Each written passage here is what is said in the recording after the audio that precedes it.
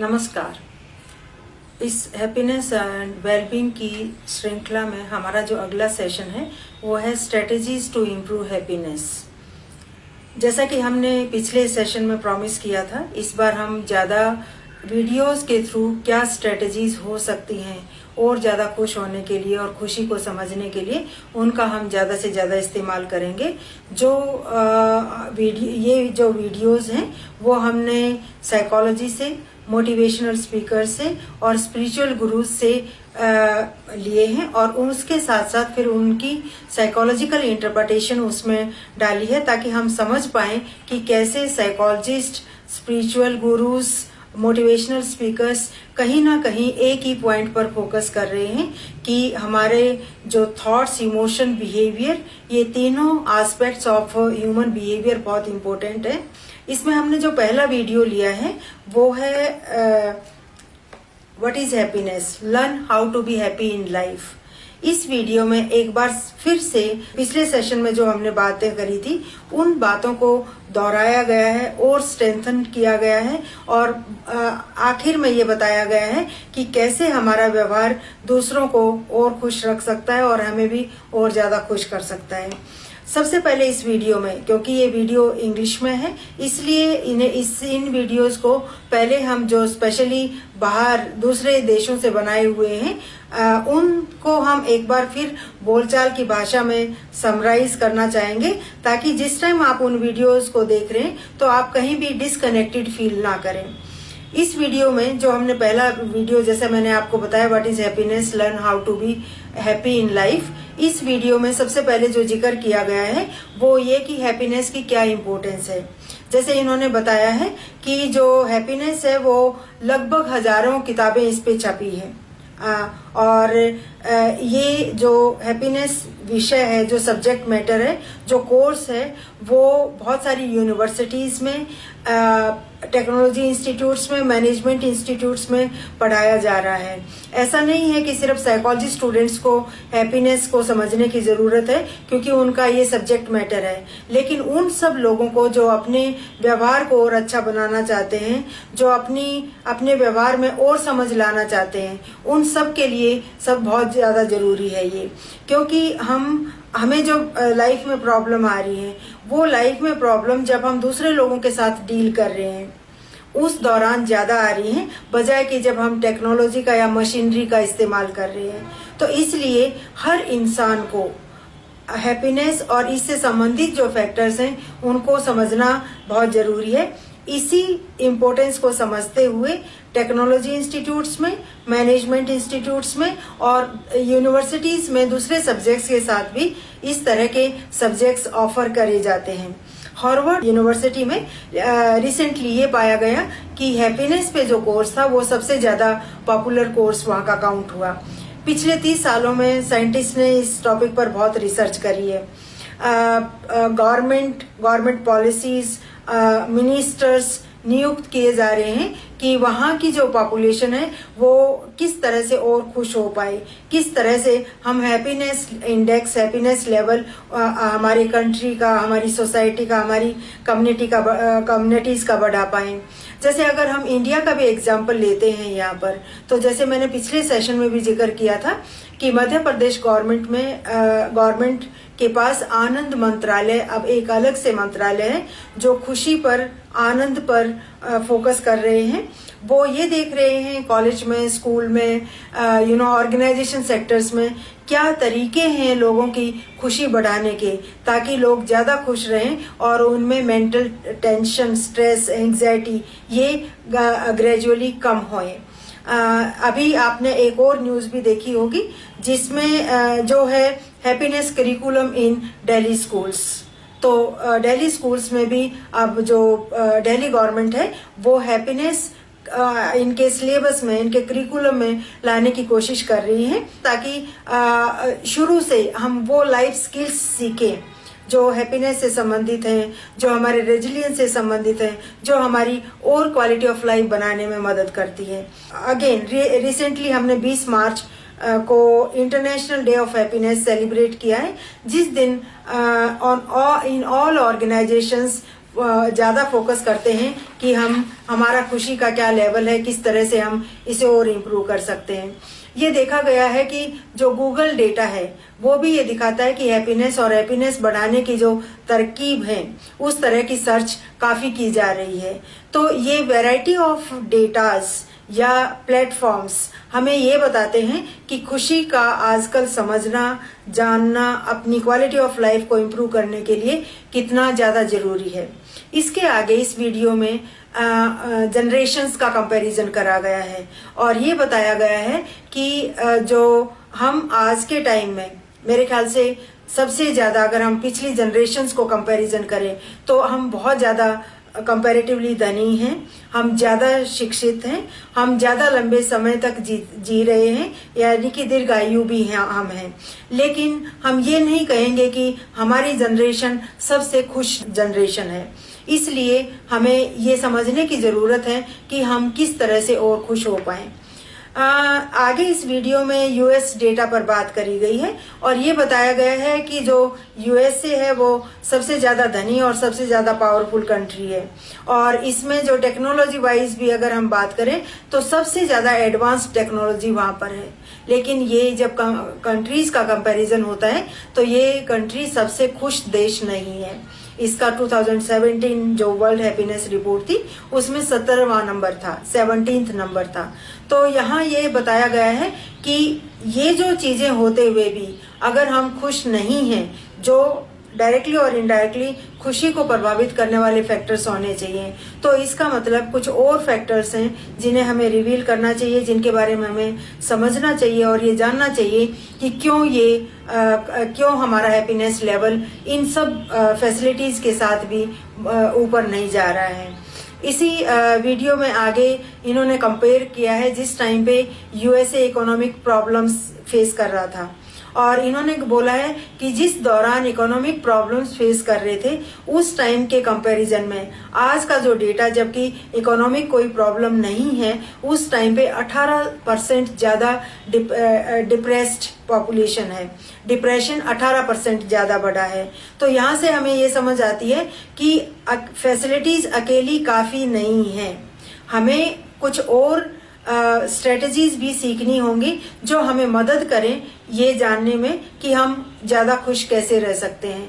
खुश रहना हमारे लिए जरूरी है क्योंकि आपने पिछले सेशन में भी इसके इतने ज्यादा फायदे देखे हैं और हम हर तरह से ये पा रहे हैं कि खुश रहने के हमें बहुत ज्यादा फायदे मिलते हैं। इन्हीं फायदों पे चर्चा करते हुए आगे इस वीडियो में बताया गया है कि जैसे पहले हमारा जो एक तरह से सीक्वेंस थी वो थी हार्ड वर्क करो, आपको सक्सेस मिलेगी, सक्सेस मिलने से आपको खुशी मिलेगी। लेकिन अब जो लेटेस्ट रिसर्च है वो कह रही है नहीं, आप खुश होगे तो आप ज्यादा मेहनत करोगे तो आप ज्यादा सक्सेस होगे। इसके बाद इस वीडियो में ब्रेन का कनेक्शन भी हमारी खुशी के साथ, हमारी खुश फीलिंग्स के साथ, भावनाओं के साथ भी जोड़ा गया है। ये लगभग वैसा ही है जैसा हमने पिछले सेशन में भी डिस्कस किया था और ये बताया गया है कि जब हम खुश होते हैं हमारा ब्रेन और ज्यादा अच्छा काम करता है।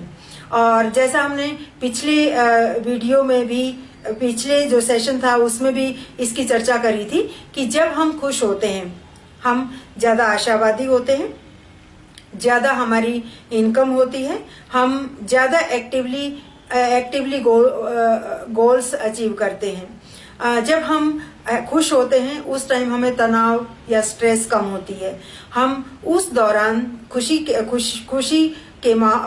जब हम खुश होते हैं उस टाइम पर हम हाई प्रेशर सिचुएशन में भी ज्यादा कामफुल रहते हैं क्योंकि और ज्यादा एनर्जेटिक रहते हैं, ज्यादा रेजिलिएंट रहते हैं और हमारी जो बीमारियां हैं वो कम होती है और हमारी आयु भी ज्यादा होती है।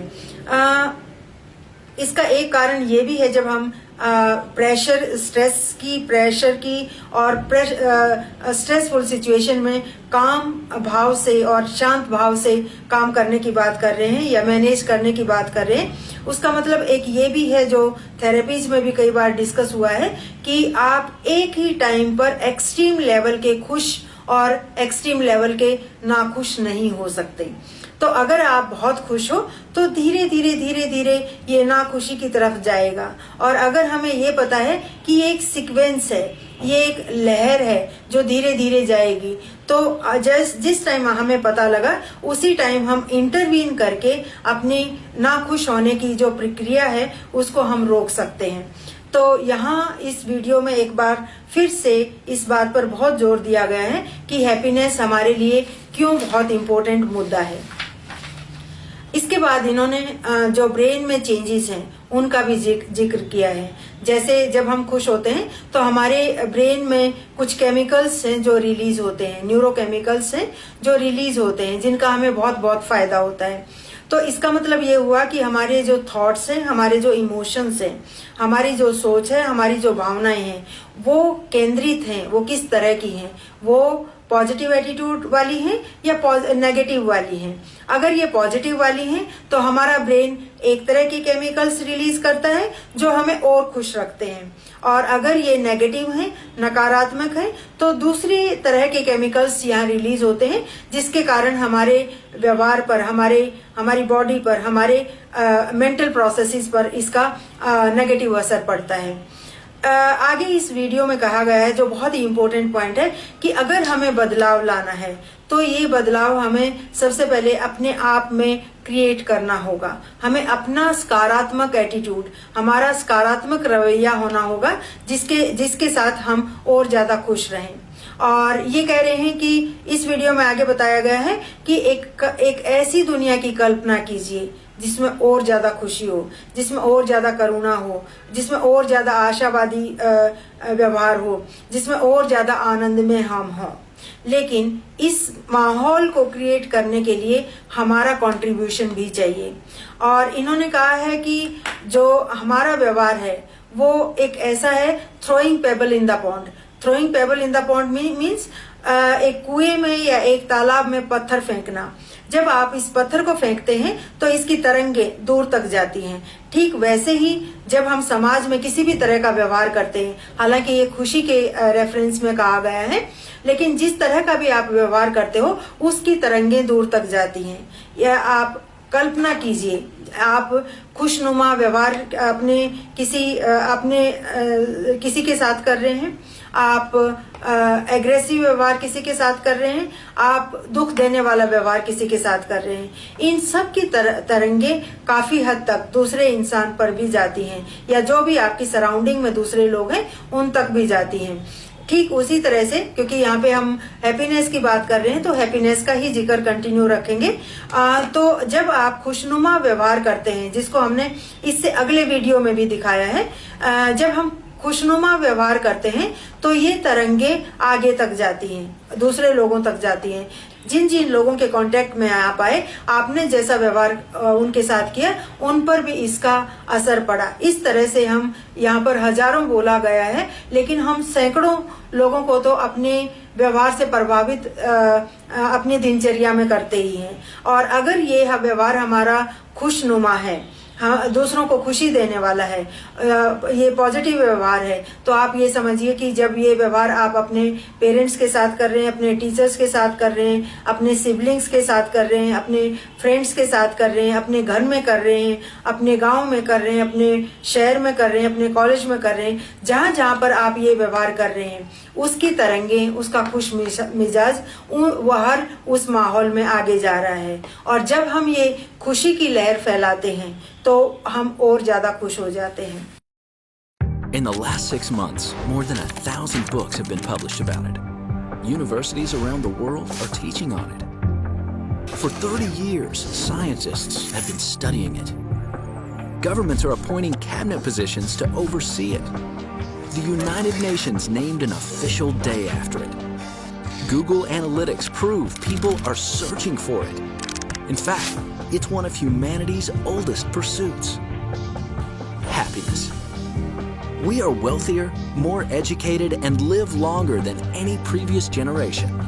And as a nation, the US is one of the wealthiest, most powerful, and technologically advanced.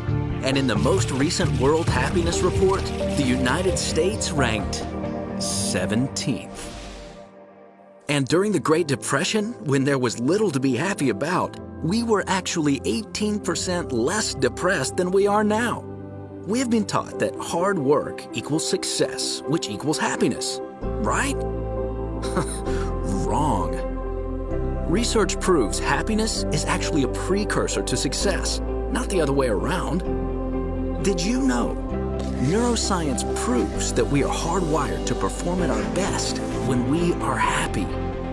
Studies show that happy, positive, optimistic people earn higher incomes, set and achieve more aggressive goals, experience less stress, remain calm in high-pressure situations, are more energetic, recover from illness faster, and live longer. Happiness is serious business. When we engage in positive, real-life relationships, our bodies release chemicals that actually help reduce anxiety and increase concentration and focus. How you feel and your attitude toward life all stem from your thoughts, actions, and where you focus your time and energy. Yet we are constantly surrounded by negativity. If we want things to change, we have to create the change. And we start by choosing positivity and happiness. Just imagine the possibilities if there were more happy and positive people in this world. A world with more peace, optimism, and compassion is possible. Like a pebble thrown into a pond, it only takes one to create the ripple of happiness. Happiness is so contagious and infectious that one positive person can spread happiness to more than 1,000 people. That means all it takes to create change on a local, regional, state, country, global scale is one person. And research shows that just by spreading happiness, you actually become happier. You can choose happiness and choose to share it. You can be the catalyst to spread it directly and indirectly. Are you that one? It starts with you, yet it's bigger than you. Happiness is bold. It is courageous, audacious, and challenging. You have the power to choose happiness and to spread it. Join the movement. Share the movement. Be the one who makes the difference. And live happy.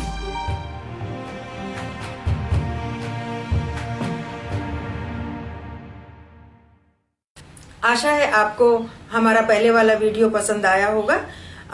उसमें आखिर में जो एक message था वो ये था कि रिपलिंग इफेक्ट, कि आप जो जैसा व्यवहार कर रहे हो उसकी तरंगें दूर तक जाती हैं। इसी पॉइंट को और ज्यादा स्ट्रॉन्ग बनाने के लिए, इस पर और ज्यादा एम्फेसिस डालते हुए हमने इसी सीरीज का एक और वीडियो चुना है, हैप्पीनेस इज हेल्पिंग अदर्स।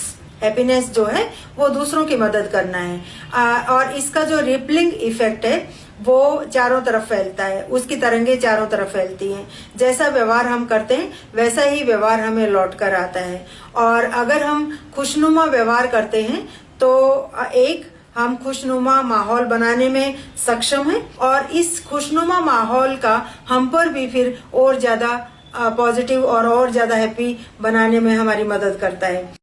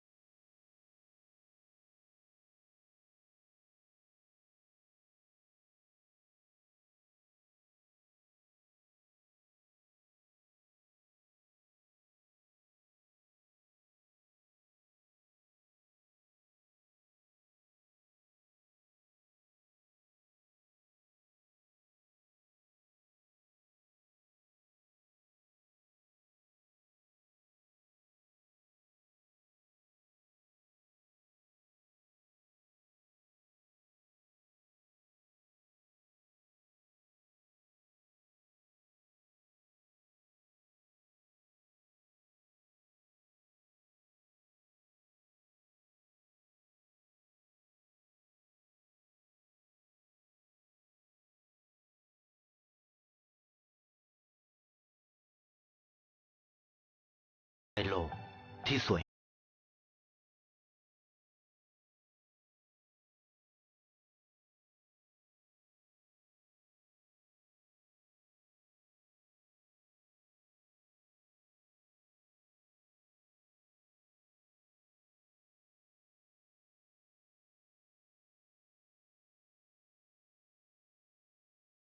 इस श्रृंखला में हमने जो तीसरा वीडियो चुना है वो है एन एल्गोरिदम फॉर हैप्पीनेस।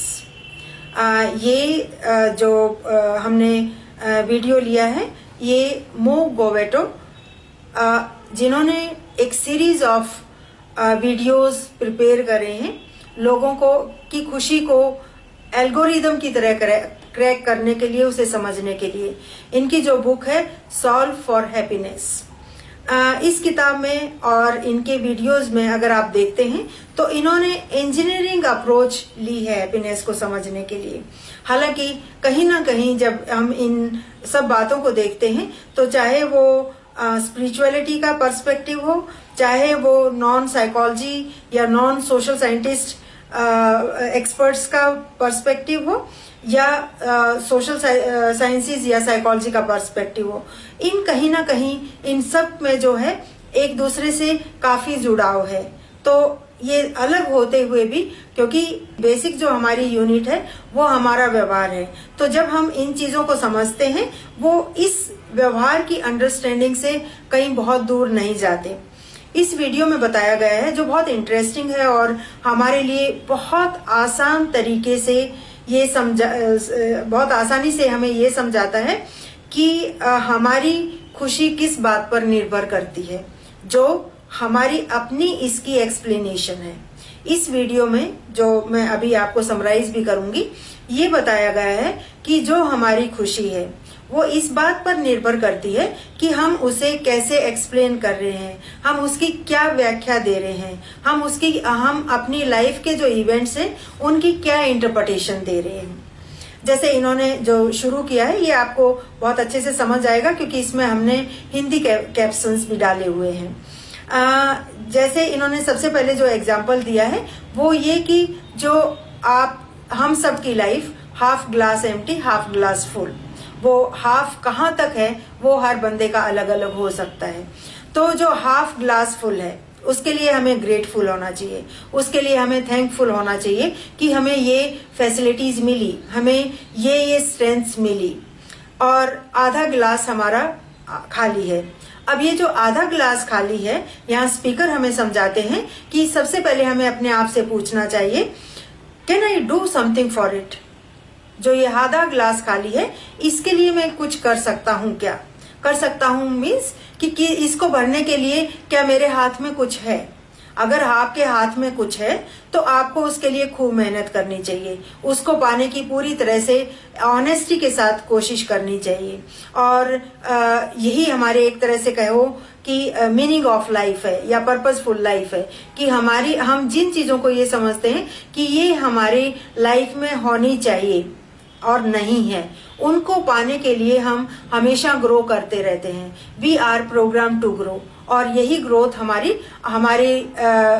जो लाइफ है उसमें कुछ और अचीवमेंट्स, कुछ और सक्सेस जोड़ती रहती है।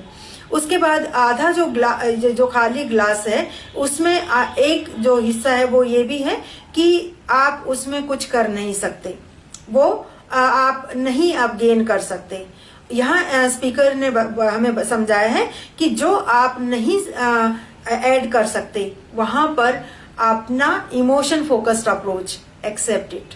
जो चीजें आप अपने आप में इस खाली ग्लास में नहीं भर सकते, आप जानते हैं कि ये भरी नहीं जा सकती, जो नेचुरल था, जो आपके पास नहीं है और वो नहीं मिल सकता, उसे स्वीकार कर लेना। अगर हम इसे पिछले सेशंस के साथ थोड़ा सा कनेक्ट करें तो यहाँ बहुत क्लियर मैसेज है जो शायद एक वीडियो में मैंने पहले भी डिस्कस किया है मेरे ख्याल से स्ट्रेस मैनेजमेंट के दौरान।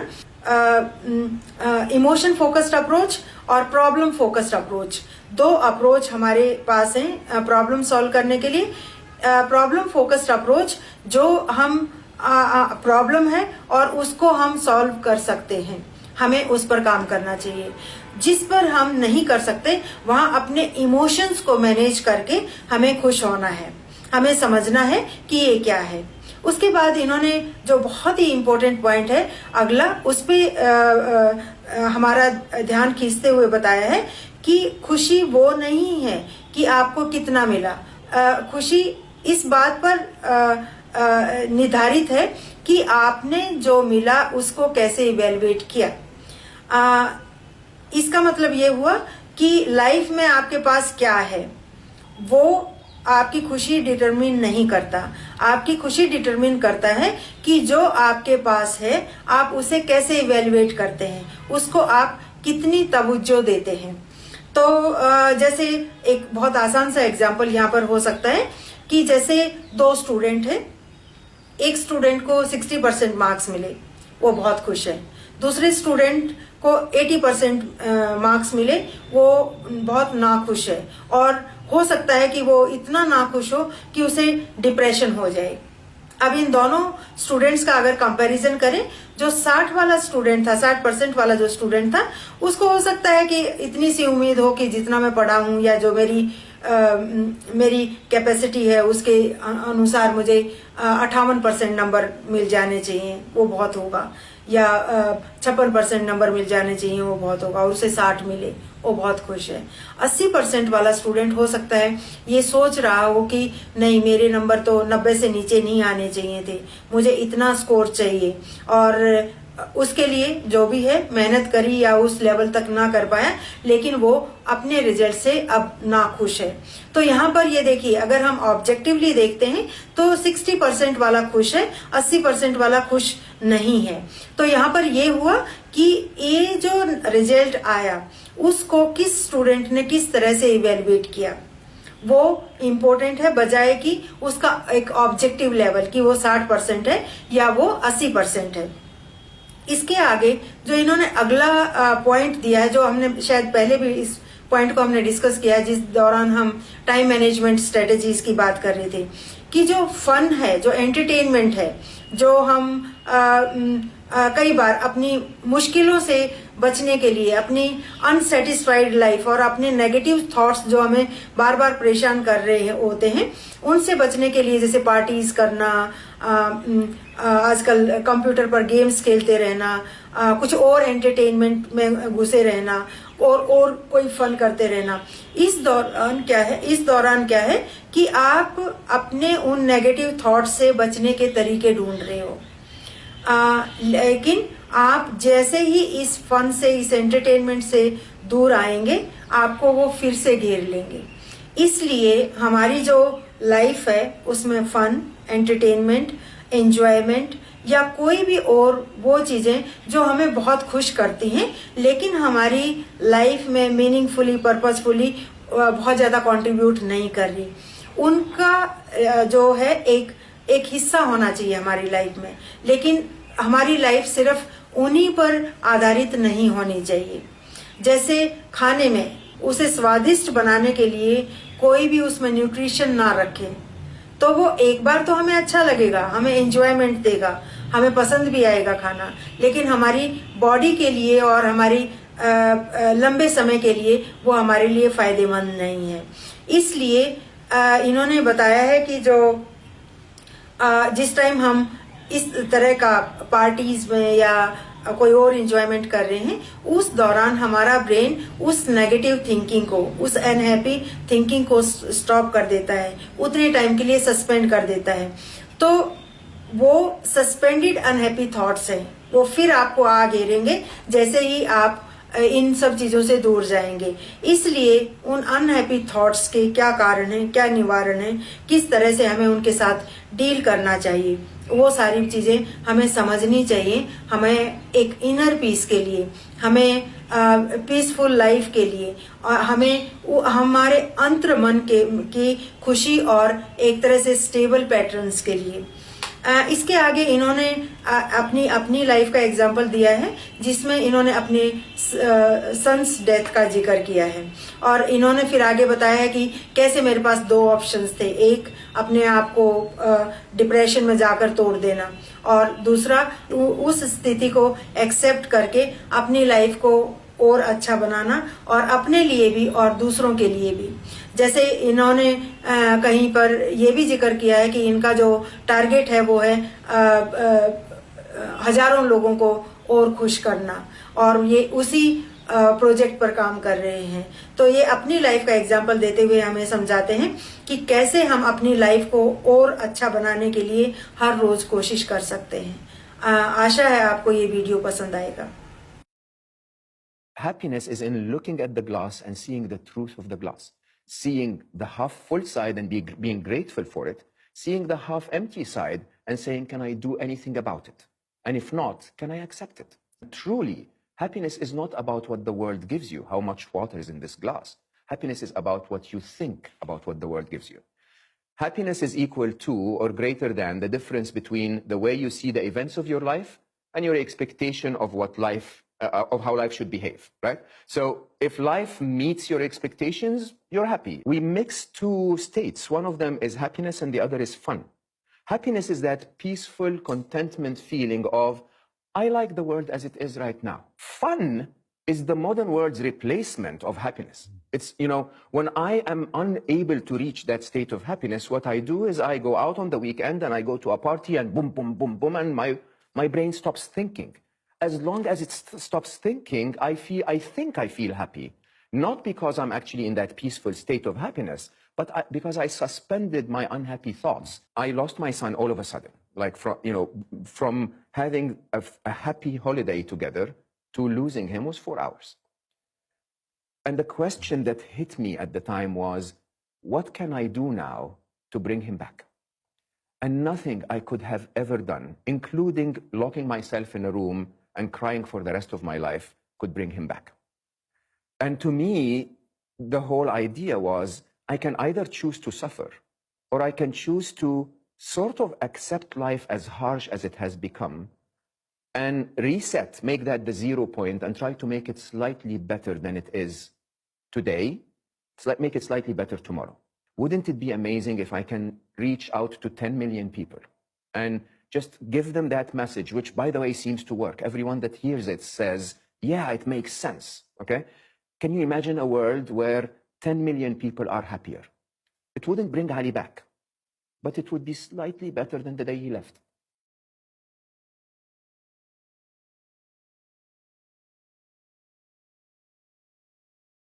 इस सेशन से जो हमारा टेक होम मैसेज है वो है हमारा जो व्यवहार है उसमें एक रिपलिंग इफेक्ट रहता है। जैसा व्यवहार हम दूसरों के साथ करते हैं वैसा ही मुड़कर हम पर आता है।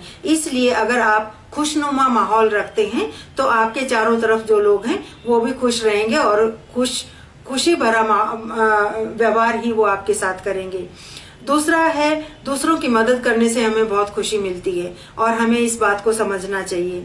उसके बाद जो हमारा थर्ड वीडियो है उससे सबसे इम्पोर्टेंट मैसेज जो है वो ये है कि खुशी वो नहीं है जो आपका अचीवमेंट है, खुशी वो है कि आपने उस अचीवमेंट को कैसे आंका, उस पर खुशी निर्भर करती है। दूसरा ये कि जो आपका खाली ग्लास है, हाफ एम्प्टी ग्लास है, उस ग्लास को जहां आप नहीं भर पाएंगे उस खालीपन को आपको स्वीकार करना होगा। धन्यवाद। हम ये स्ट्रेटेजीज अगले सेशन में भी कंटिन्यू रखेंगे कुछ नए वीडियोस के साथ। Thank you very much.